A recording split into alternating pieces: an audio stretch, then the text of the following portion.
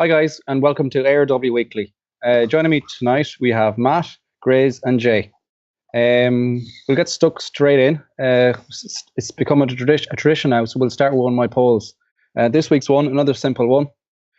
Assuming the deal for Naby Keita is going to be finalised, would you be happy with him taking the number 8 shirt? We'll go to you, Matt. Any worries about taking the number 8 off an established English international superstar that scored loads of goals for the clubs, in that being Emil Heskey? You've come to the wrong one, I think. I don't give a fuck about players' numbers. Like, we've had good players in almost every single number by this time. If people had their way, would be up to fucking Keita playing 56 on his back or something. Do you know what I mean? It doesn't bother me one bit. There's good players. There's going to be shit players wearing them, and then there'll be good ones coming back around. Just if he wants the 8 and that gets to move to the line, give him the fucking 8 if no one else wants it. Of course, your buddy came right in and took one of the established numbers there. When he came in, Chan took Carragher's old number, and it showed a bit of arrogance. Liked it? Yeah, you liked it? Yeah.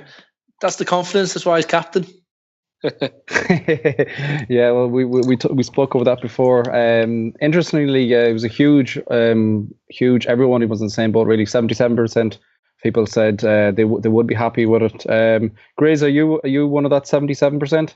Yeah, I'm with Matt, man. I couldn't give two hoots what numbers people have on their backs these days, especially these days. I mean, maybe it meant something a few years ago or whatever, sentimental values like the old school 1 to 11 and whatever, and sort of famous numbers, the number 8 and whatnot. But these days, especially if he wants it, he demanded it or something, didn't he? Not demanded it, but sort of he's requested it or something, hasn't he? There's rumors or something, whatever. Yeah, is it Titi Kamara? Was it Titi? Yeah, our good friend Titi said something like it's a lucky number for him or something along those lines. Yeah, go on, man. Go on, let him have the number 8, man. There's no harm in giving him a number 8 jersey on the back if it means we secure one of the best young central midfielders in the world. Not an issue. It's not like anyone had it either, is it? It's not like Ronaldo went to Inter. Is it vacant? Is our number 8 vacant? No one's got it, have they? Yeah, nobody's taken it since Stevie. Yeah. That's fine. He's a good player. Whoa, okay. Hold on. Ask me again. No, don't be snitching now. Is that my boy's You've already committed. No, I'm joking. Yeah. If no one's got it, yeah, fair enough. Yeah. If we're not going to retire it, yeah, go on. Yeah, no, well, I think we would have retired it by now if we were going to honor Stevie. Yeah. Jay, are you the same as the guys? Is just a formality, or you happy with him taking it if everything is reported is true? Yeah, definitely just a formality. Give him the number 8. As Grizz says, I don't think we're going to retire numbers. It doesn't happen. I was thinking about it earlier today in terms of player numbers being retired. And it's only in sort of tragic circumstances, like I think Mark Vivian Foe and one or two others who played in a certain number, and then out of respect, the club has retired their number. Stevie's obviously carried number 8 for a long time and really carried that number with great pride and he's done so well in that number. And I think sort of giving it, I think it's 2 seasons now that we've given it a break. We've got somebody ready to come in and fill in his shoes. And also it's just like, I think everybody wants to be using on their Twitter and whatever else and be typing in K8 and A. So instead of typing Keita, you just want to put the number 8 followed by A there, yeah? Yeah, it's a paradise for anybody that loves puns or whatever. I just hope we don't do a cheesy unveiling of the signing with something like Pogback or something like that other shower up the road did. I would hate to see something cringy like that. But did you see the Aston Villa one for Terry? I did. That was absolute cringe. Disgusting. It suits him down to the T because he's a fucking dickhead anyway. But I couldn't watch it all, and it dragged. It was boring by about a minute in. It did. It was a decent idea, but like that, as you said, they dragged the arse. But I think it's almost like your dad being around his friends and in a family occasion, just trying to outbid each other with dad jokes here. Like I know the guys spoke about it on Monday night there, but the Roma one, I can't remember the guy's name, but where he's playing FIFA or Pro Evo. Yeah, new guy. No one knows his name really. Just that he's on that unveiling like that. I thought that was brilliant. Even the Salah one, I thought was pretty cool as well. And Yeah, then Salah one was cool, but the Roma one took it to another level. I've got to admit, Roma one was stunning, and then Villa showed us the other side of it. So yeah, do you know what I mean? The two extremes. The two extremes, yeah. Like you're never going to have a good one with Terry, though, are you? To be fair, there was another one today with the left back that Stoke signed. Didn't see that.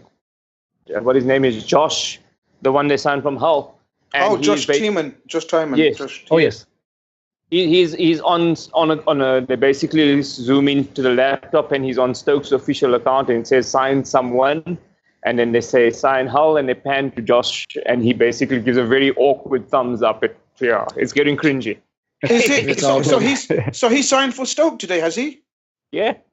Because we were very, very heavily linked with him. We scouted him quite a bit, actually.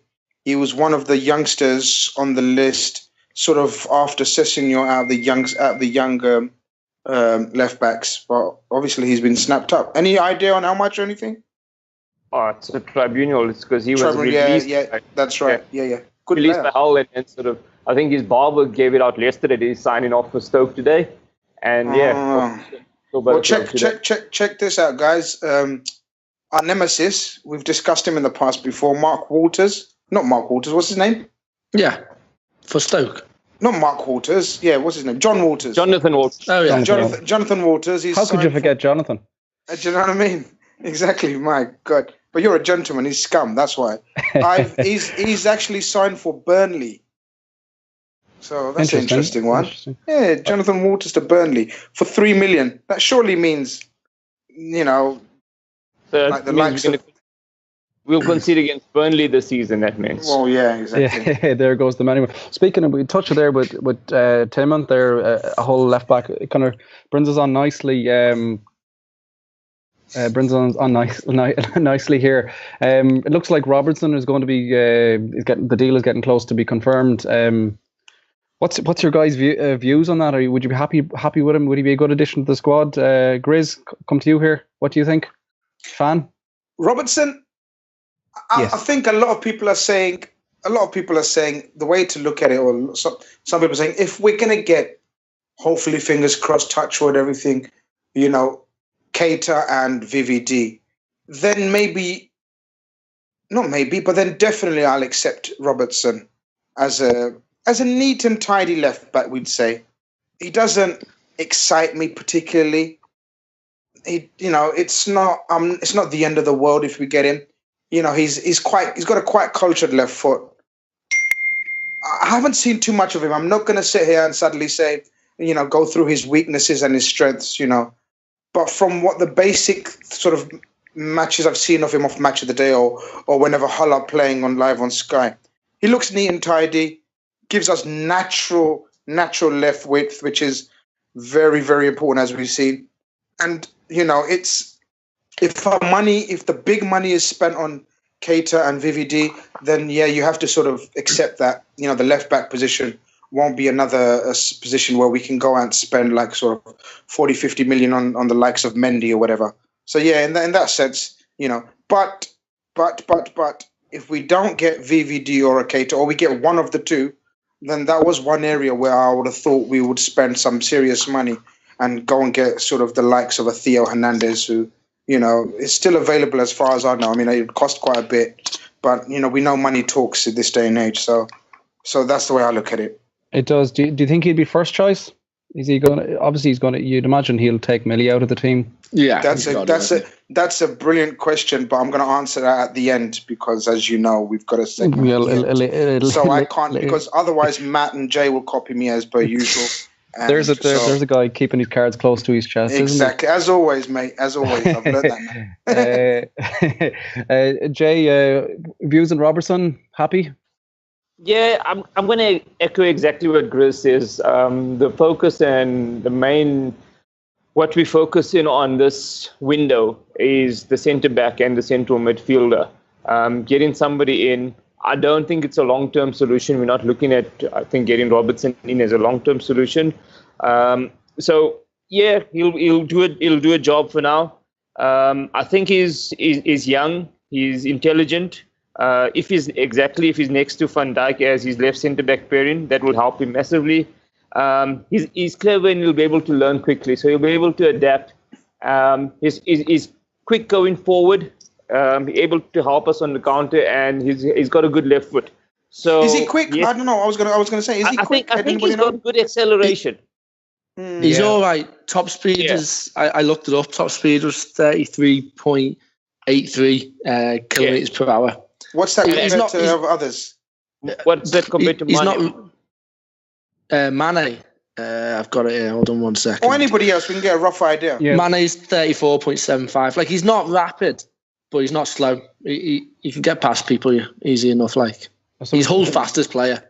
Yeah. Oh, is he? Yeah. The biggest. I'm sorry, go on, John. Yeah, no, I was just about to say there, Jay, that the biggest thing I think we've said so far is he's left-footed. That's it. And joking aside, you saw the way teams squeezed up on us last season, and they would completely squeeze in our right side and leave the whole left channel because they knew simply Millie would cut back in every time, and there was just chunks of the pitch that were kind of left unmanned. Where simply with having Robertson, it's going to stretch the play another 5-10 yards. It's going to open up space all around the pitch, which is vital. I think vital, especially teams that come. I think it's music to Coutinho's ears as well, because you got to remember he loves playing that ball inside of the right opposite the opposition's right back, and that would be with Milner sort of making the runs, sort of 1 or 2 that he made per game to go on the outside. He would always have to sort of either chip a ball to the far post, which is very easy to defend, as opposed to whip a ball naturally. And I think Robertson would give us that sort of natural, whip it in, What do you think, Matt? Yeah, absolutely, mate. I mean, one of my biggest qualms last season was both our left wingers, Coutinho and Millie, cutting inside. We had no width. I always love to beat a team who's sitting deep. I always love getting to the byline and cutting it back. As soon as I said on a while ago on a pod, as soon as the defender has got to turn around and he's not facing the way he wants to face, then it's a whole different ball game. He's turning his head to see where the man he's marking is. He's looking at the ball. He's looking where the keeper is. He's got to keep his positioning. There's so many more things to think about as soon as you get that defender turned around. So if we can keep, we've got Robertson there now, and we're going to have Salah as well. Instead of 2 people cutting in, we're going to have 2 quick people who will probably get to that byline a lot more. So it's just going to help us with them teams that sit deep more than anything. I mean, how many times did everyone fucking shout at Millie? You knew what was coming. He gets down there, you think, just make the run. And he had no confidence on his left. He would cut back in and he would just dink it to the back post. And he just done me head. It was like the first 3 months or whatever, because we were playing so well, no one really was that arse because we weren't picking up on it. But as soon as we started playing badly, everyone was on him, and he was right as well, because it was shit. It wasn't giving us what we needed. He'd done a job, but we need a left footer there, a proper left back, and I'm glad we're getting one. Yeah, Jay, you pop in there. Yeah, on that, Matt, in terms of when Millie goes down, gets to the left, pushes back on the right, when he puts the ball in with his right foot, the ball's going towards the goalkeeper, it's going towards the defense, whereas your left-footed player is going to put the ball in. He can put it where it's going away from the goalkeeper. So the goalkeeper is now always in 2 minds. Do I go for the ball or do I stay? It makes a huge difference, kicking it in, putting it in with your left, or you whipping it in with your right towards the goalkeeper. Yeah, the big thing for me is as well that there's nothing better than I like to see us playing against a team. It's going to happen a lot again this season. They're going to pretty much park the bus. You're going to have your back 3 or 4 or 5, whatever it may be, and then you'll have your midfield bank right in front of that. There's nothing better than a quick ping of the ball from left to right, quick, just pass and move. It just makes their whole defensive unit move from left to right, move to left to right, back and forth, and it just wears them out. With having Klein and now Robertson just hogging the flanks either side, it allows more room for Henderson or whoever's in the middle just to ping balls around, and it'll just expand our game so much more. It's the key really to unlocking a defence, isn't it? Yeah, moving the play around. Just as I said, picking up on that, it's just giving the defenders something else to think about, isn't it? Because they're just standing forward, the ball's coming down their left or right, and the same again. You know where the man is, you're looking at it, you know what's going to happen. It's just different options. But saying all that, if we get him and we don't get our 2 big signings, because that position is one of the 3 key signings, as Grizz said before, 3 key signings we need this summer. If we get in and no one else, I'll be absolutely fuming. He'll do all right next to Van Dijk or something, but he's not, I don't want him there forever, maybe a season. Yeah, it's interesting though. Out of the 3 key positions, for me, it's centre half, it's centre midfielder, and then left back, in that order for me. I do like a left back is good, but it's not going to win you the league. What would you? No, if you've got a good core down the middle, then exactly. You can have some people which are a little bit weaker on the sides. And you know what? He's still young, so he's still learning. But if we don't get that core down the middle, then he's gonna struggle, I think. Yeah, well, he's just going to be the epitome, really, for the whole FSG out brigade, isn't it? If we don't sign him, fuck that, I'm joining them. Jesus, that's desperate measures, isn't it? Well, I suppose going back to speaking of signings, it's 10 years this week since we signed that little Spanish beauty, El Nino. We all bounced around the cop on him and all around with him. How good? Or would he? Or how good do you think, Jay, would he be in the current system? Would he fit right in? I think it fit right in. Obviously, he's a different player to our number 9. That will be Bobby Firmino for next season. I think it fit right in. Fernando, he basically, as long as he got a ball in the box, there was always a chance. He made things happen. I always think about the goals in the Champions League, the one against Arsenal at Anfield. I think it was a quarter-final. Out of nothing, he's facing away from goal, turns, makes it happen. Similar, I think we were away to an Italian team in the Champions League. A French team in the Champions League, because we weren't playing with any... Marseille, yeah, we weren't playing with any sponsors on that, and we were playing in the black kit. And he just ran through the whole defense as soon as he gets the ball in the box. So it's almost, he would be lethal in terms of the balls that getting fed to him from your right and left, from Mane and from Salah, and obviously deep from Coutinho. I think he was one of those players that needed half a chance, and I think teams would fear as soon as he got the ball. So he'd be excellent in today's system, yeah. Yeah, you just think about balls coming through from Coutinho, him down the channel, running down the channels, stretching the centre half out. It'd be just amazing, really, wouldn't it? Grizz, he fits into your current team as well, does he? Torres, I'm a bit controversial when it comes to Torres. Oh, this should be good. No, I mean, look. In my opinion, yes. In my opinion, he fits into a Klopp team absolutely like a glove. He's actually near enough, a Klopp type striker, so to speak. Okay, I know we think Firmino fits sort of the prototype of a Klopp striker, but Fernando is, he's robust, he's fast, he was powerful. We're talking about Fernando at his best. He was fast, robust, powerful.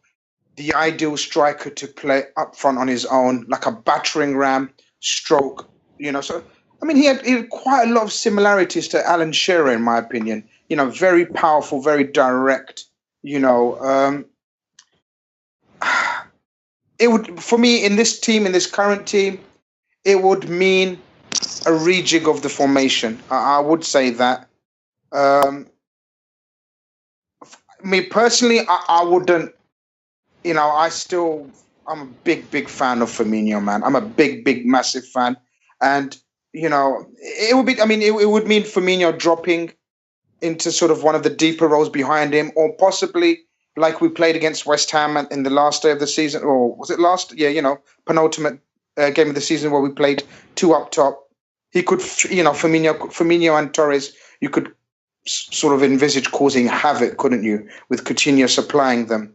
But me personally, I'm not the biggest fan of Torres like everyone else was. I really left a sour taste. I'm just, I'm more of a Robbie Fowler man, and, the old school. Torres, in a Klopp system. Sorry, talking from your question is, would he fit into a Klopp team? I have to say yes, but for me, touch and go. Is that just down to his football ability, or is it down to kind of the sour taste he left in all our minds by good question. Good question. Chelsea? I didn't want to be too. I didn't want to be too controversial, because I've said things in the past about Torres, and you get slaughtered, don't you, on social media? But at the end of the day, it's just opinions, isn't it? I mean, it's just my opinion against everyone else's or whoever. Everyone's got their own opinions. I thought Torres was fantastic for us. There's no denying his stats while he was with us in those, especially maybe 2 seasons. Was it, Max? Would you say? He had 2 tremendous seasons, or some people would say he had 1 tremendous season and then sort of some good ones. I don't think I don't think he's as good as some people make out. It's just me. I don't think his touch was immaculate, for example. I'm sort of in the mold of my favourite strikers are sort of going past are sort of Van Bastens and your Romarios, who's, I'm in that mold of striker. So everyone's got a favourite type of striker, strikers that sort of their first touch is just sort of magic. Do you know what I mean? Bergkamp, players like this. Torres' touch was slightly heavier. He relied on his athleticism, his power. He was all about the athleticism, his power, his ability to sort of just to get on the end of that cross or pass before anyone else. So, those are his attributes that I did like. But there was a lot of his. I mean, I didn't think his link-up play was very good. His vision. That's just me. I'm not gonna, go into it too much. But fantastic player, nevertheless. Still. Yeah, he was. He turned into a bit of a moody bastard, didn't he? He was kind of constantly in dispute with the club the last season or two as well before he left. It wasn't just, for me, that's what comes into mind as well. I remember Carragher even made a quotes at some stage that he knew in the warm-up what type of player was going to turn up. If he was there throwing a sulk in the warm-up, he knew he wasn't going to. A lot of people criticise Carragher for his outspoken views, but you got to remember this guy practically lived with these players, trained with these players day in, day out. So he knows their traits, he knows their mood swings, and he's right. You could see when Torres the thing with Torres is, and what everyone loves and what everyone harps on about is, he could be having the shittest, crappiest game, moody as fuck. But 89th minute, you get a chance. Torres, bang, top of the top corner, 1-0, and you take the 3 points. And that's what fans remember at the end of the day. But, some people sort of look past that and actually, as a career, you got to look at his career overall. I mean, do we blame injury? What do we blame? Do we blame his? I don't know. What do we blame? He's been fine for the last few years. He had a serious injury. We know he had a serious injury, but he was never the same player. I think. What was he after he left us? No, Matt, your views on Torres? Does he fit in, or what do you think? I think he can just go ahead and drop Grizz out this call right now. Yeah, he's done. He's done. We don't need him anymore. I know. I see where he's come from. Loads of people pissed off when he's left. I was devastated when he left. He was one of my favourites. I loved him. In this system, yeah, we can make it work for him. I mean, we'd have to jig it around. It couldn't be the exact system now because we have Bobby in, drops deep, pulls a few defenders here and there, and then it'll be Mane and Salah looking to take in the space. It'll be more of a 3-pronged high attack with Torres there. But if you get either Mane or Salah to the byline or get anywhere close to the 18-yard box, Torres is finishing them. He would get you more goals than Bobby. Like I absolutely love Bobby, and I'm happy to go into the season with him as our 9. But Torres would get you more goals. But what would you do? Play them together? Yeah, I mean, they can work. If you look at how Torres played with Gerrard, as long as you play Bobby up close to him. But then the problem is we've bought Salah now, so you couldn't play the 2 high attackers. No. You'd have to change the formation altogether and go to like a diamond or something. Yeah, that's what I mean. How about a 4-2-3-1? Torres up on the top, and then you have the 3 boys. Yeah, I mean, that's what Klopp used to play at Dortmund as well. So yeah, maybe. But do you want Coutinho sitting in a 2? Like we're getting a bit too technical here, but you would have to look at dropping Coutinho, or you've got to drop one of them. You can't have them. I was saying that Modric goes back there and he does fucking lovely, doesn't he?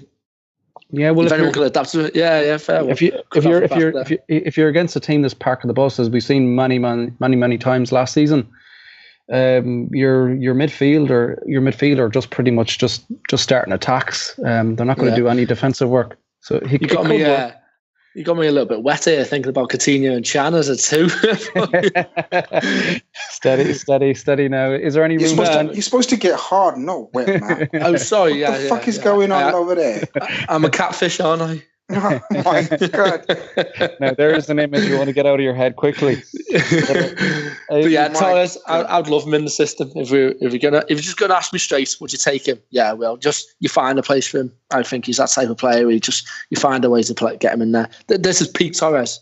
This is not his last season at Liverpool or after that. It's the ones before when he first came. Can I just get back in there? No, it's true though. Come on, let's look at. Torres at Atletico was up and coming. He wasn't the finished article, okay? So we saw that it was good, okay, but he wasn't the complete article. We weren't buying a superstar. We were buying sort of very similar to how Suarez, wasn't it? That we thought this guy could be special. I think he was more advanced than Suarez. He was captain of Atletico. Yeah, I think he was a stage ahead of him. I think he's almost like. Forget the money, but he's almost an Mbappe, where everyone's looking at him because everyone was talking about him. Suarez, were they? Was Torres sought after? What did we beat off absolutely. Competition? We did. Suarez, people were like, yeah, he's okay and run to YouTube. Suarez, there wasn't much hype about. Yeah, exactly. But Torres, there was hype about him being. But my point being is, what do we blame his? I mean, it's not. Let's look. He's won the trophies with Chelsea, won the Champions League, and Spain the World Cup. All right, so, people who use stats in certain ways could say, shut the fuck up. He's won a World Cup. He's won a Champions League. Did he win the league with Chelsea as well? Yeah, I think he did, or I'm not sure. Did he, John? He won the Europa, didn't he? Scored in the final. No, he won the Champions League with them. Was it Champions League in the final? Yeah, Champions League, yeah. Yeah, he won the Champions League with them. That goal against Barcelona, remember the Gary Neville? Oh, yeah, that was the one, yeah. Yeah, so you can say as a player he's got the medals, but as a personal career, do you think he sustained that sort of, that level of his career? I know what you're saying. He never reached what he was like at Liverpool anywhere else. I don't know why, but what was it? Was it injuries? Was it sort of? I don't think it was. I think when he went, at Liverpool, he was the target striker and he was number one and he could go into games confidence and strikers need confidence, a lot of them. So he can go into games knowing he's the one everyone's singing about. He's going to be picked on the team sheet. He went to Chelsea and he had to compete for his place, didn't he? He started and then he got benched and he was fighting with, was it Drogba there as well? Drogba at the time. Yeah, Drogba was there, yeah. And he was fighting for his place and it was just a total different ball game there. He didn't do too badly. Like, he picked up again when he left. He'd done all right with Atletico. He was never the same, but he got back to fairly close to where he was when he got to Atletico. He was just, by then he was older and he was slower. Yeah, it's one of those things. I was totally obsessed with Torres at that time when he was at Liverpool. I was completely heartbroken and absolutely gutted when we sold him. But in hindsight, when you look back, they say hindsight is a great thing, but if you look back, we sold him at the perfect time, really. Yeah, that last season, he wasn't doing anything, was he? Yeah. He kind of just lost the hunger there. Because that's what I mean. As Grizz said, he is a powerful striker and he does need to be running onto that ball and wanting to get to that ball. So maybe it's the hunger as well. But Matt, this is what I said about when I don't rate him in the elite category, right? Because once a player loses that his peak in terms of athleticism, in terms of his power, in terms of acceleration, because that's what Torres was about, right? Torres could just burn past him. Like, it was like kids. It was like men against kids when he was on sort of fire. But how long once you lose that, and he seemed to lose it quite young, didn't he? How old was he when he went to Chelsea? 28, was it? No, 28, something like that. Yeah, about that, yeah. And that's supposed to be your peak, right? That's supposed to be your peak years as a striker. Because what happens after you lose sort of that natural raw peak of your powers in terms of athleticism, you've got to use your intelligence and brain, and sort of that aspect comes into it. And this is my biggest gripe about him, that he wasn't, in my opinion, I'm going to get shot down maybe, but in my opinion, he wasn't the most intelligent of sort of strikers in terms of the rest of the team, and sort of how to utilize, how to sort of maximize his potency in terms of once his powers have sort of, lessened. So that was my only gripe with him, because there was no injury, as we say. Yeah, I'll agree with you. He never reached the heights he could have. He got close, but he never quite sustained it for long enough. But I'm going off Torres as the Liverpool player, the one that I saw, the one that came in. And at that time as well, we didn't really have many superstars. You had Gerrard. Saying that, we had Alonso, best midfielder in the world, but we had he was our goal threat. He was our everything. If we wanted a goal, you're always looking to him, and he was our superstar at that point. And I was really into my footy then. I just thought he was awesome. Yeah, I think we're all kind of on the same opinion there, but it's something we touched on there as well. Bobby is obviously going to be first choice, number 9, false 9, whatever you want to call it. We can't even call it a false 9 anymore, can we? Well, yeah. I mean, he's our striker. He's our number 9. He's our number 9, literally. But are you happy? Are we happy going into the season with him as first choice, not being a recognised out and out striker? Yeah, absolutely. It's like, there's two ways to look at it. If you look at it and think, is he going to get you 20 goals in the league? No, he's not. But he's going to get the players around him more goals than most other strikers will. So if you look at it as a team, then he's what we need. He's brilliant. We've seen it when he's got pace next to him, like, because he does create spaces in behind. He drops deep, and when he's got the pace next to him, he flourishes. And the team does. We're unstoppable. When you think about them three, Mane, Salah, and him, it's going to be fucking awesome next season. So yeah, I'm fine with him playing up there. And then if we do need it as well, and Sturridge can stay fit, we've got Sturridge to come up if we need that proper out and out striker. Yeah, absolutely. Yeah, I'm of a similar opinion. The only little disadvantage of having Bobby up front centrally is just he doesn't give that out ball when we're under a bit of cosh. When Mingley or whoever's in goal for us lumps the ball forward, he just doesn't compete in the air, and we're a tendency to give the ball back to the opposition. That's the only one small thing. I don't know, John. I'd take you up on that. I think he did improve.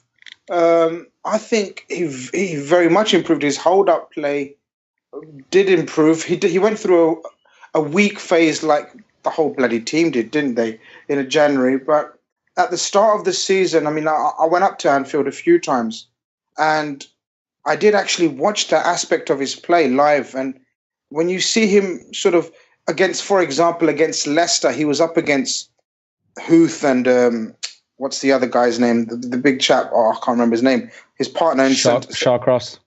No. For Leicester. No. Oh, sorry. Where's Morgan? Wes Morgan and Huth. Wes Morgan and Huth. And I tell you, I said it at the time on Twitter. I said that 45 minutes he showed me was the most complete centre forwards performance without scoring. I mean, he didn't score in that 45 minutes, but it was a masterclass against probably two of the strongest, physically imposing centre backs in the league. And his held up play and how he competed against sort of bigger guys, I thought was very, very good. I think it's underestimated, and I think it can only get better. But I get what you're saying. He's not you wouldn't have thought he's your target man, sort of. But I think he's worked on that aspect, and I think he does us justice, man. And he's going to have a pre-season in that position as well now, hopefully. So he can work on the players a lot more. I mean, he's had a full season, so he shouldn't be picking up too much, but still there'll be things that they can work on and pick it up and improve certain areas where people don't rate him. Cool. Jay, are you similar? Are you happy with him, central striker? Yeah. definitely. I think the one thing is that obviously he's not a striker that will go out and get 25, 30 goals a season. And I think everybody's got it in their head that you need to have a striker that's got 25, that returns 25 or 30 goals a season. But we look at what he does off the ball in terms of making the runs, opening up the spaces, all the assists that he creates. I think we touched on it already in terms of the one thing when it's basically it's a sprint to the ball. He's one-on-one, say, with a defender. He's not the quickest and he's not going to always win, but he does hold the ball up and will bring a player. He will bring his teammates in. As we said, I think the guys touched on that. Going on, he's a little bit slower than. Well, we've got Mane and Salah, but he's a little bit slower than as we were talking, Peak Torres or even a Daniel Sturridge in terms of if it's going to be one-on-one. But he's so intelligent in terms of he's one of the players that I'm really impressed he doesn't lose the ball. His possession of the ball and the way he controls the ball is absolutely phenomenal and almost second to none. So whenever he's in a situation where he's got the ball and there's maybe one or even two players around him, he always makes sure he comes out with the ball. And he's fighting and attacking from the front, starting that first line of defense in the front, adds so much more than I think people give us credit for, give him credit for. So definitely, we need to just accept that he's not going to be a 20-goal striker, out-and-out 20-goal striker, but he's going to bring so much more to the team that will contribute overall as a team from the guys wide and the guys coming in from midfield to add those goals into the team. So overall, I think the team will score more goals. Individually, he might not get as many as people would like your number 9 to get. Yeah, absolutely. No, I'm all with that. People rave about looking at stats and I want my number 9 scoring 20, 30 goals. But I think you're right. The key thing is the amount, the value he brings to the team. And then I much prefer having goals spread out among 3 or 4 players. You get one key injury, then it's not felt as bad. But speaking of strikers, it looks like Arsenal have signed Lacazette. So potentially the way the domino effect from transfers frees up, it could lead Oxlade-Chamberlain to be on the transfer window again, and we know we've been linked a lot with him the last while. Grizz, would you sign him? Good addition to the squad. I'll jump in. I'll take him as long as he's one of our little bonus signings, as long as he's not a replacement for Keita or something. If he's just coming in, because he's a good player, he's coming in to cover positions and pick up in League Cup games or whenever someone's injured. Yeah, great player. I'm made up with him. But if he's coming in as a 35 mil, one of the ones they're talking about to break the fucking transfer record, then I'm gonna be very pissed off. He's not. As I said, we need the 3 signings of the key areas, and anything else is a bonus. And he's a utility player, so yeah, I'd be happy with him as the bonus. Yeah, he's not your marquee signing, is he? No way. I mean, he's good player. You put it. Sorry, Jay. You put it perfect. He's a good squad player. I'm not happy with him coming to the first team. Yeah, Jay. Would you sign him? I'm in two minds. Is he a good player? Yes, he's a good player. Does he fit into the team? Is he a Klopp player? Yes, he's a Klopp player. Yes, he fits into the team. The question, obviously, why does he want to leave Arsenal? Maybe because he wants to play more in centre midfield. What are our centre midfield options at the moment? So we're looking at Henderson, Emre Can, Phil Coutinho is going to play in centre midfield. That's number 3. You've got Lallana, you've got Gini. And then if we get Naby Keita in that, so we've got 6 central midfielders. He's essentially coming in as a 7th choice central midfielder. So he's not really coming in as a central midfielder. Then we bring him in as a utility player. So is he going to be playing right wing back or is he going to be coming in as a left wing back? It's again as where does he fit into the team? And I'm not saying that he needs to be into a starting position. We need a strong squad. We need a big squad. The positives is that he's got good experience. He's a young player. He's got good experience at the highest level. He's played, obviously, full England international. He's played in the Champions League for Arsenal. He's played for Arsenal, which is obviously itself be a challenge in terms of the pressures of a big club. I would be happy, as we said, comes in as a squad player. He's happy to come in as a squad player, and he fits in where and when. There won't be a specific position for him. If Mane is out for one game, I think at the start of last season, we started off, Mane had that little bit of a shoulder injury, and Mane had to miss the one game. So Mane missed the one game, and it was against Burnley, and we ended up losing the game. Like this year, Alex Oxlade-Chamberlain gives us the option. So we've got a ready-made player to come in and fill in any position. So he's definitely a versatility player. And will he be happy with it? And yeah, so I'd like him in the team, but I'm not 100% sure in terms of how we will use him. Yeah, I think he comes into the squad as almost one of these players that we bring on when we're chasing a game. He has an aerial presence. He's decent in the air. You can see him just being thrown on right wing back, right back even, and just bombing forward. I think he's just one of those players. Yeah, he's almost kind of your kind of wild card selection when you go for broke option. But people as well, people like you said, Jay, trying to think why would he move? If you take, it might just be bored. If you take the footballer aspect out of it and look at him just as a person, and he's in a job, and look at Liverpool and Arsenal as two companies. How many times have you been in a job where it's okay, it's cushy, it's going all right, and you just get bored? And you got to remember, these are people as well. He could just be bored, and he just wants to change. He might be bored of Arsene Wenger's voice. He might have been upset by something that happened a season ago, and he's thought, right, I'll just move on. I mean, he's been there 7 years now, is it? Could just want to change. Yeah, it's a strange one, but yeah, could. Yeah, but it's not really though, because you look at Arsenal and they just, even as a neutral watching them, they frustrate the hell out of me. So I can imagine playing on that every week. It just must be horrible. I don't see why. I can see why he wants to jump ship. Grizz, do you bring him to the squad, or do you let him fluster away in London? Nah, I'll bring him to the squad. I love him. I think he's a fantastic little player. Dynamic, box to box, can play left wing back, can right wing back. He's what James Milner was as a teenager, but even better. I mean, this guy is, and I think Klopp loves him as well, adores him. Yes, if he agree with, I'm going to sort of summarize kind of a bit of Matt's views and a bit of Jay's. I mean, in terms of, Matt said if he's a Keita replacement, or sort of he's the number 2 on that list, then no. Sort of if it's either Keita or Ox, then no. But if we get the signings that we said, the main 2 signings that we need, and the whole of sort of the LFC family is demanding, which is Keita and VVD, and then we can add,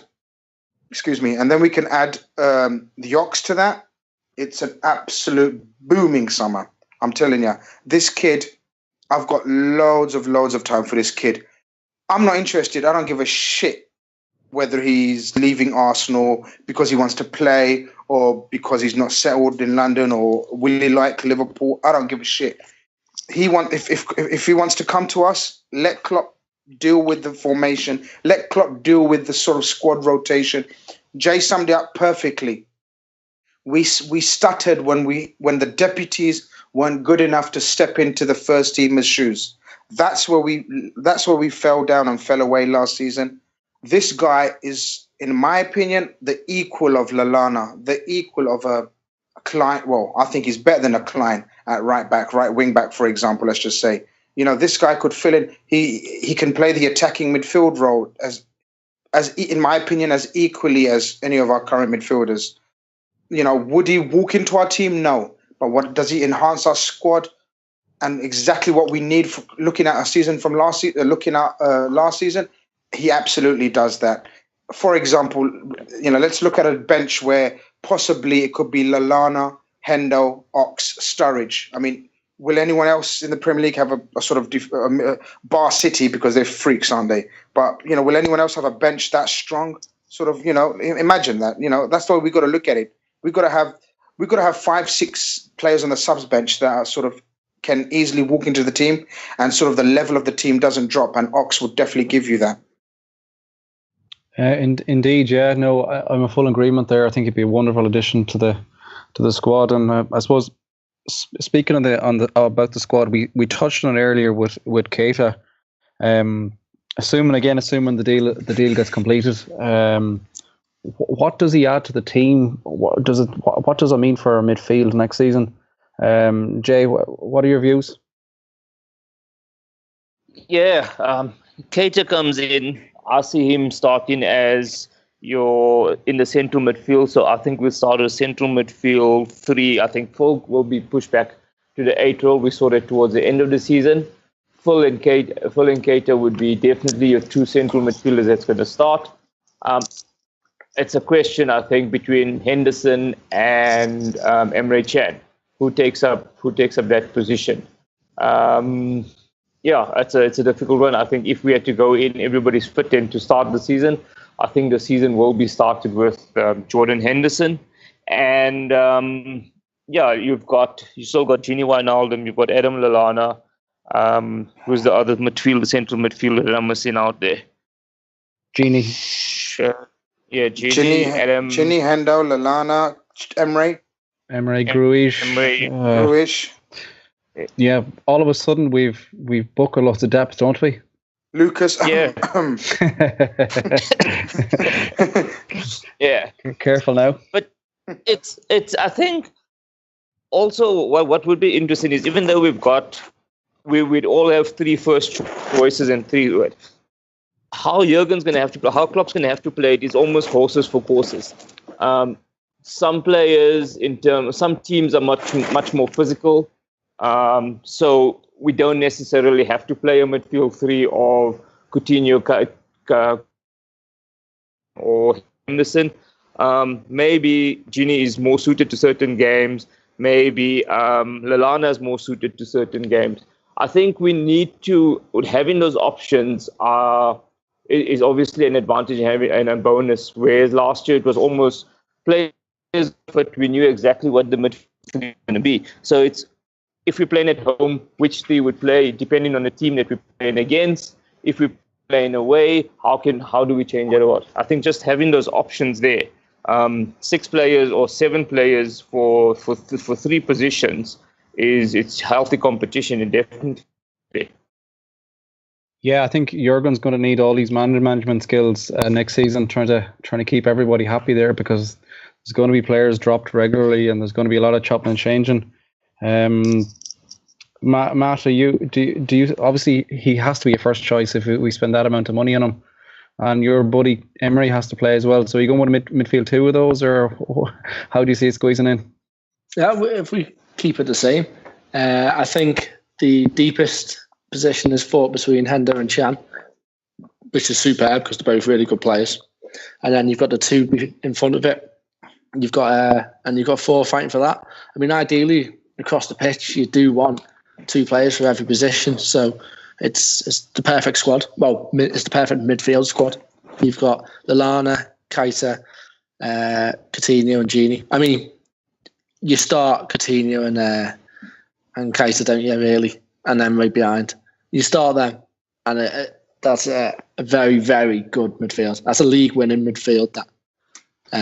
But yeah, having 2 people in it, I made up of it. Like, they're all good players. People give Lallana a bit of shit. I like him. He's a good player. He chases the ball. He knows when to press. He can tie it down a little bit too much, which is his downfall. But there's certain games where he plays very well. So yeah, it's can't remember who said it, but it's horses for courses, absolutely. And it's good to have options for once. Probably me. And more words of wisdom coming here. Where does he fit in the team, Grizz, mate?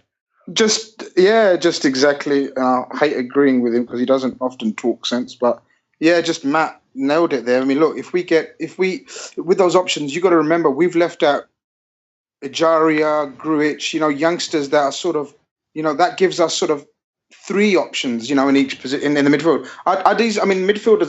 Central midfield is easily our strongest position. If we get Keita in, yeah, and then if we add Ox to that as well, it bodes well. But for me, Keita walks into the team. For me, he can play a variety of roles.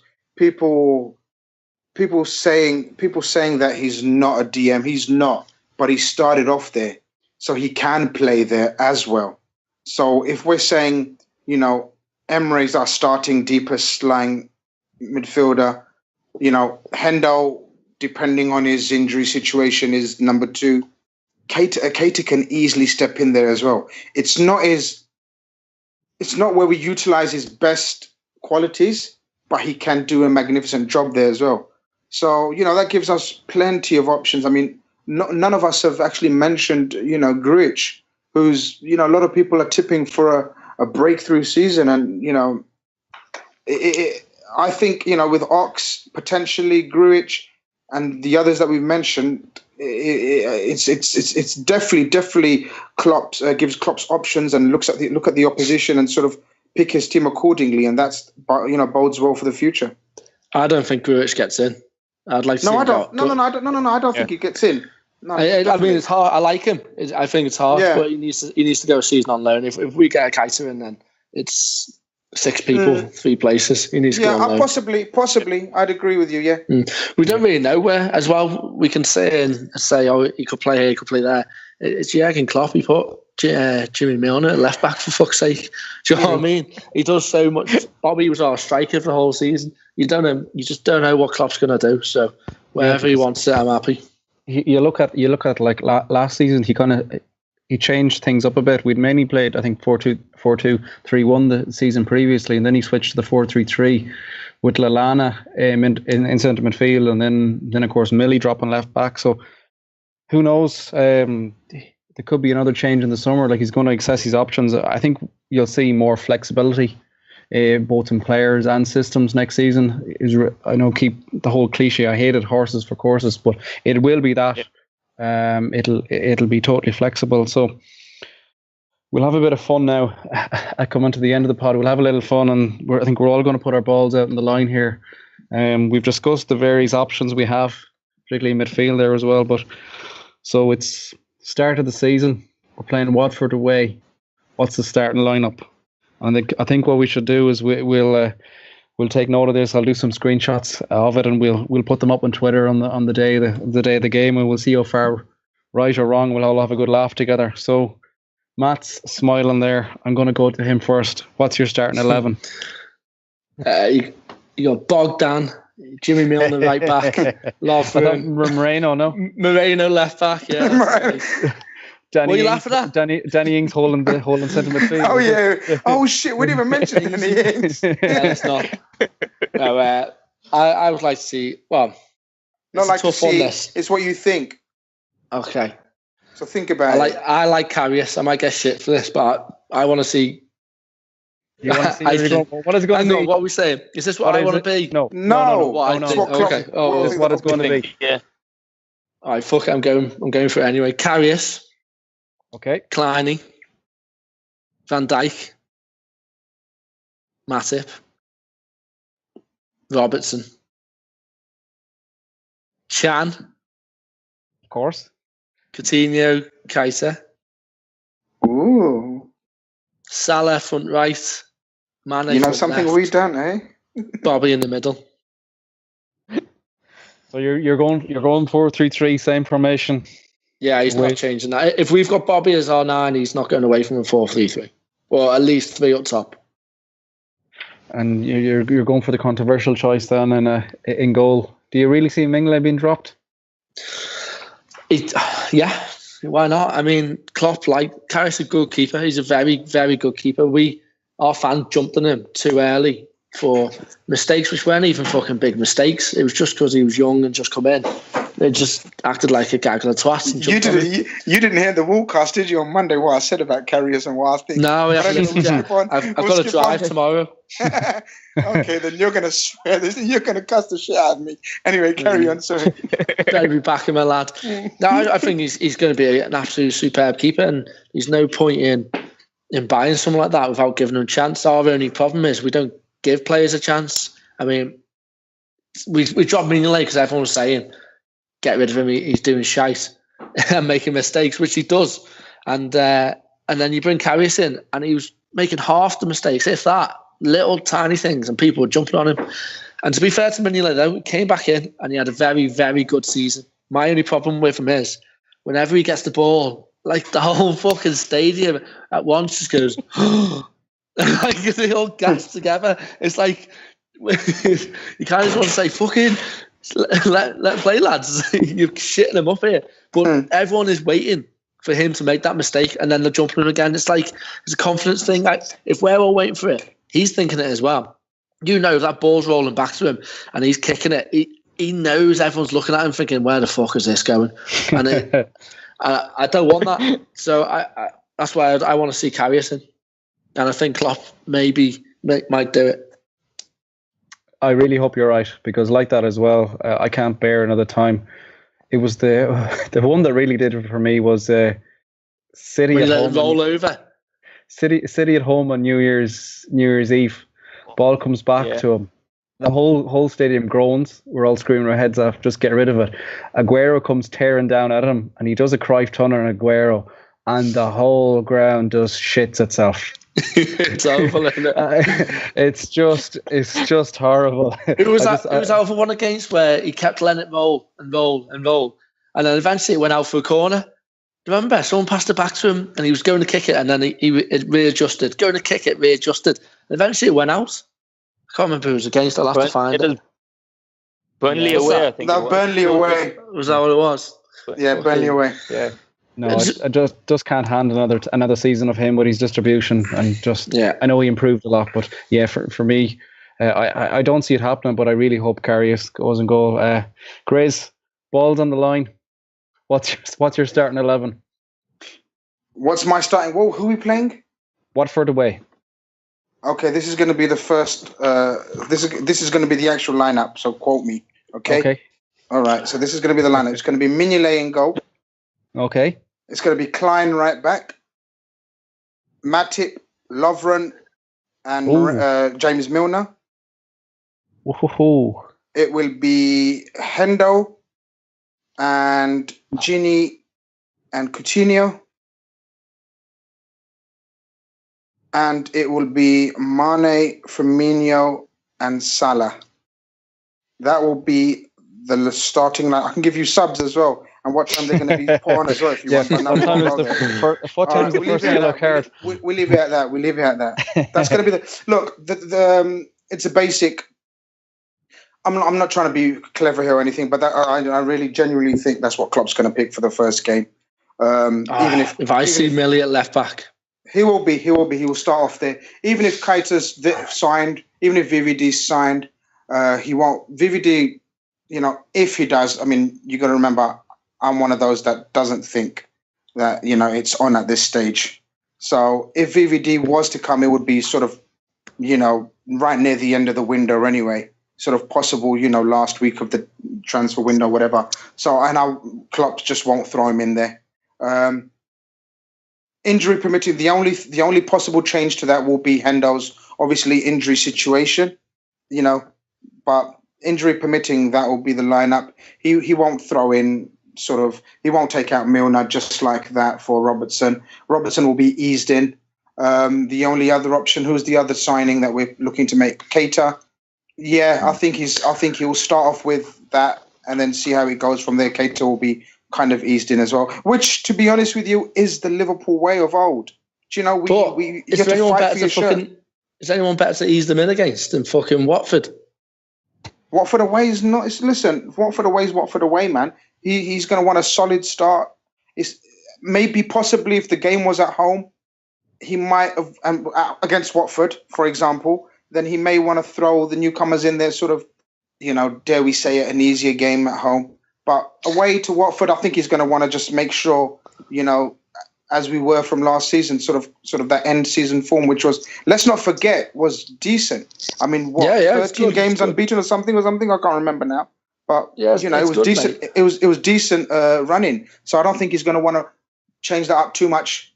Yeah, the team that we would like is obviously different, but that is, in my opinion, what Klopp's going to pick. So I'll just go to the bookies and put your money on it. I would like to think Klopp has a few more balls than that, really. But I see where you're coming from. He's definitely not that boring, is he? You saw him in Ibiza with a bloody umbrella on his hat or in his head. What a man! I'll tell you, legend. What a man. We're all sitting here. I don't know who put it up on Twitter, but it made me laugh. We're all sitting there fucking fuming over transfers, and he's sitting there and look with a bottle of beer and an umbrella on his head. It was brilliant. Jay, what's your starting 11? I'm gonna Mignolet in goal, Kleiny right back, Matip right centre back, Lovren left centre back, Robertson left back. Central midfield, I'll go with 3, Coutinho, Hendo, and Keita.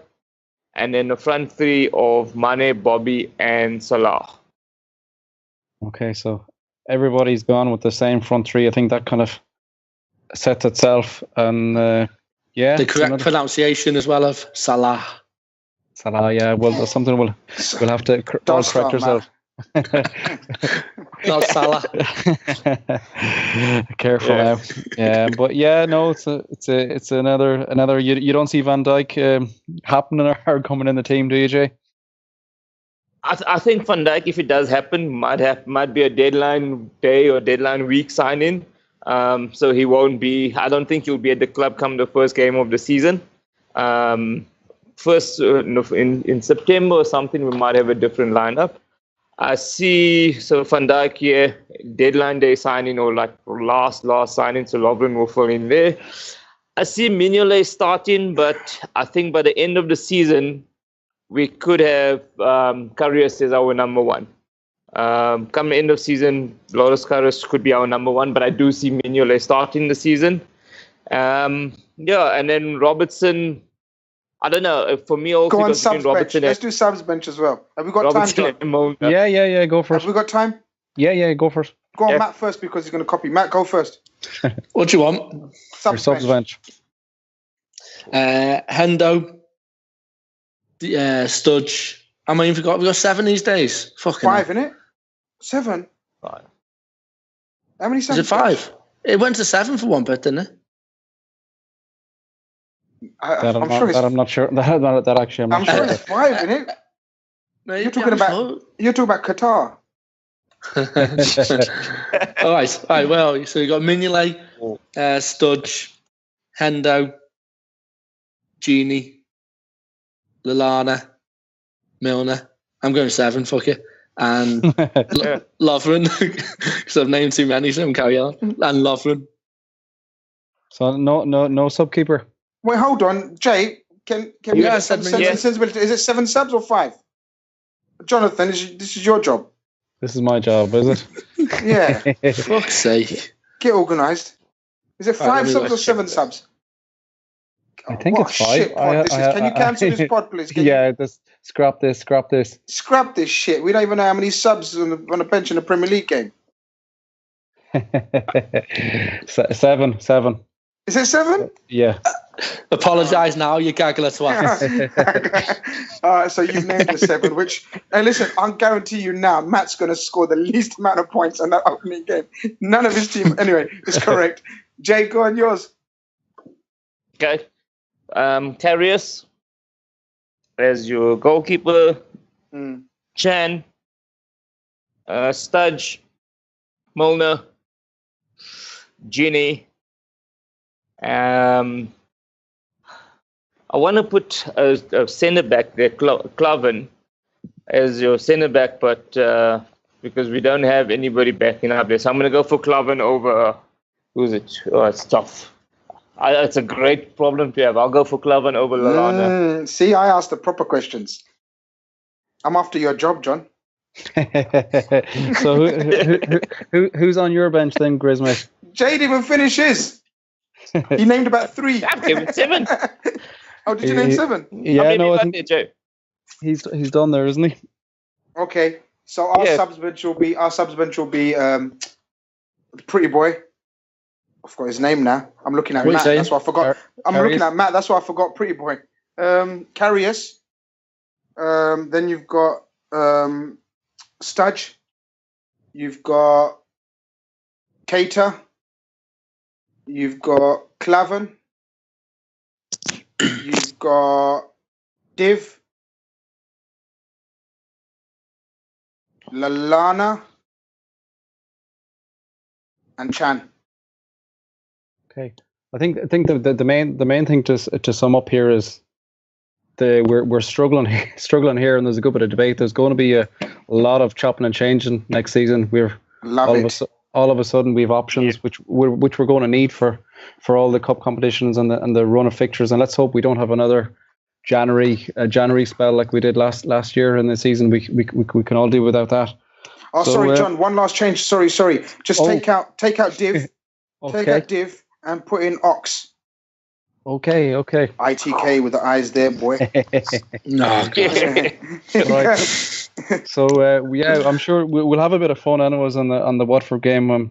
I don't think there's definitely going to be some changes there. I think Klopp is going to surprise us all. But yeah, no, exciting times ahead. So I think we'll wrap it up there. Thanks again to the guys, to Matt, to Jay and Grizz for coming on, and we'll talk to you all soon. And up the Reds.